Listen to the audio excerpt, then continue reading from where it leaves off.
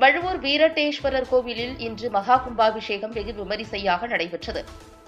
தருமபுரம் ஆதீனம் மற்றும் ஆயிரக்கணக்கான பக்தர்கள் கலந்து கொண்டு வழிபாடு நடத்தினர். ஹெலிகாப்டரில் மலர் தூவப்பட்டதால் பக்தர்கள் பரவசம். மயிலாடுதுறை மாவட்டம் குத்தாலம் தாலுகாவில் அட்டவீரட்ட தலங்களில் 6வது தலமான வழுவூர் வீரட்டேஸ்வரர் கோவில் உள்ளது. தாருகாவனத்து முனிவர்கள் சிவனுக்கு எதிராக நடத்திய வேள்வியில் தோன்றிய யானையை சிவன் மீது ஏவிவிட சிவபெருமான் அந்த யானையை அழித்து அதன் தோலை போர்த்திக் கொண்டு வீரச்செயல் நிகழ்த்திய தலமான இக்கோவிலில் சிவபெருமான் கஜ சம்ஹார மூர்த்தியாக விளங்குகிறார். இந்து சமய அறநிலையத்துறைக்குட்பட்ட இக்கோவிலில் 24 ஆண்டுகளுக்கு பிறகு மகா கும்பாபிஷேகம் இன்று நடைபெற்றது.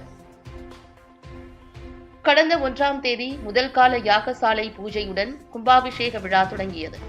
கும்பாபிஷேக தினமான இன்று காலை 6ஆம் கால யாகசாலை பூஜை நிறைவடைந்து பூஜிக்கப்பட்ட புனித நீர் அடங்கிய கடங்களை சிவாச்சாரியார்கள் தலையில் சுமந்து கோவிலை சுற்றி வந்து விமான கலச கும்பத்தை அடைந்தனர்.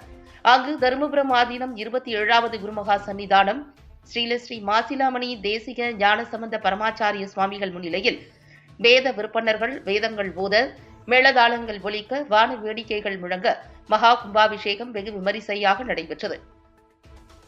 அப்போது கோவிலின் மேலே திடீரென ஹெலிகாப்டரில் இருந்து மலர் தூவப்பட்டது.